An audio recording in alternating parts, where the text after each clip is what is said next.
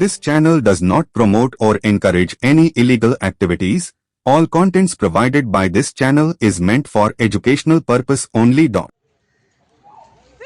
সিটের প্রতি আস্থা নেই, আদালতে কেন্দ্রীয় এজেন্সির তদন্তের দাবি জানাবেন বললেন অর্জুন সিং। চলতি বছরের ২৬ মার্চ জগদ্দলের মেঘনা মিল গেটে ব্যাপক গণ্ডগোল হয়েছিল। সেদিন তার বাড়ির সামনে বোমাগুলি চালানোর অভিযোগ করেছিলেন প্রাক্তন সাংসদ অর্জুন সিং।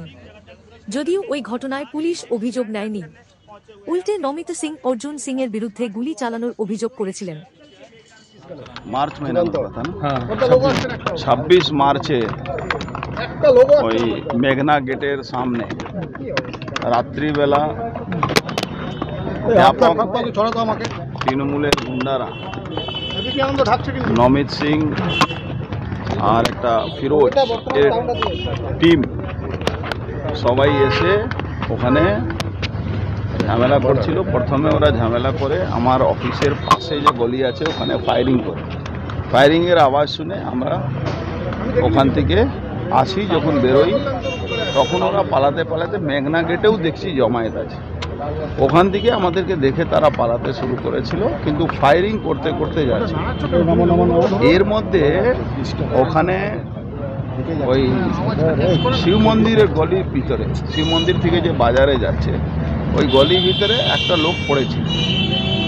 আমি জিজ্ঞেস করলাম লোকটা কে, কেউ কিছু বলছে না। তখন একটা ছেলে ছিল ওর সঙ্গে, বললাম ওকে হসপিটালে নিয়ে। একটা ওদিক থেকে একটা রিক্সা বা টোটো ছিল হয়তো টোটো বা অটো যাই হোক আসছিল, তার উপরে ওকে উঠিয়ে পাঠিয়ে দেওয়া। গুলি ফায়ারিং হচ্ছে ওখান থেকে, মন্দিরের থেকে অনেক দূরে, মসজিদের কাছে, বড় মসজিদের রোডের উপরে। কিন্তু আমরা কি দেখলাম, আমরা একটা এফআইআর করেছি, আমার বাড়ির উপরে বোম চলেছে, একটা জ্যান্ত বোম পাওয়া গেছে, গুলি চলেছে, সে এফআইআর নিচ্ছে না।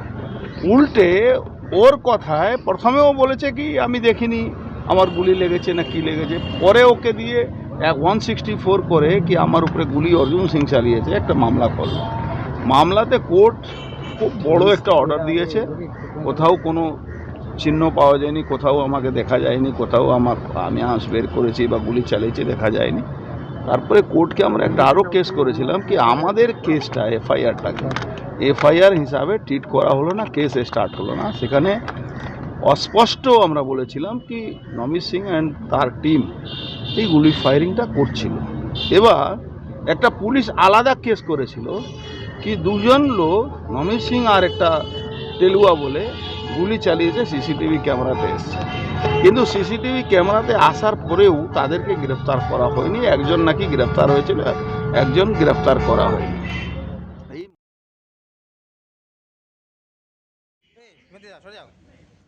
পুলিশের পক্ষপাতিত্বের বিরুদ্ধে হাইকোর্টে দ্বারস্থ হয়েছিলেন প্রাক্তন সাংসদ।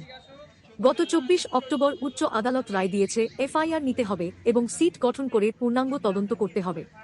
আদালতের নির্দেশ মতো বুধবার বেলায় জগদ্দল থানায় অভিযোগ দায়ের করতে আসেন প্রাক্তন সাংসদ অর্জুন সিং। অভিযোগ দায়ের করে বেরোনোর সময় সাংবাদিকদের মুখোমুখি হয়ে তিনি বলেন সিটের প্রতি তাঁর আস্থা নেই। এই মামলাটা কোর্টে চলছিল, কোর্ট একটা রায় দিয়েছে বিগত আমার মনে হচ্ছে 24 তারিখ হাইকোর্ট একটা রায় দিয়েছে কি এফআইআর স্টার্ট করতে হবে। আর একটা সিট গঠন করেছে, পুলিশ কমিশনারের নেতৃত্বে একটা সিট গঠন হয়েছে। তারপরে সেই অর্ডার অনুযায়ী আজকে আমি আমার এফআইআরটা গ্রহণ করলাম। বক্তব্যটা এটা কি পশ্চিমবাংলা পুলিশ কত দলদাস হতে পারে, কত কৃতদাস হতে পারে, কত 2 নম্বরই করতে পারে কি আমরা একজন মানুষ হিসাবে আমি এফআইআর করলে আমাকে হাইকোর্ট সুপ্রিম কোর্ট যেতে হবে। আর একটা ক্রিমিনাল, 3rd ক্লাস ক্রিমিনাল, পাতি ক্রিমিনাল, যাকে রাস্তায় লোক দেখে থুথু করে, সে তৃণমূল করার কারণে তার এফআইআর স্টার্ট করে একদিনে 6টা নোটিশ আমার কাছে দেওয়া হয়েছিল। একদিনে 6টা নোটিশ দিয়ে আমাকে থানায় ডাকা হয়েছিল। আমি হাইকোর্টে দ্বারস্থ হয়েছিলাম, তখন হাইকোর্ট আমাকে প্রোটেকশন দিয়েছিল।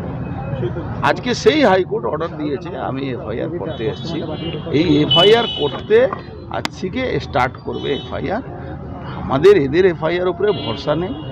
কোর্টকে আমরা আবার ফার্দার যাতে সঠিক এজেন্সির মাধ্যমে এই কেস ইনভেস্টিগেশন হোক, তার জন্য আমরা কোর্টকেও প্রেয়ার করব। কেন্দ্রীয় তদন্তের দাবিতে তাঁরা হাইকোর্টে আবেদন করবেন। ব্যুরো রিপোর্ট, কলমের দুনিয়া।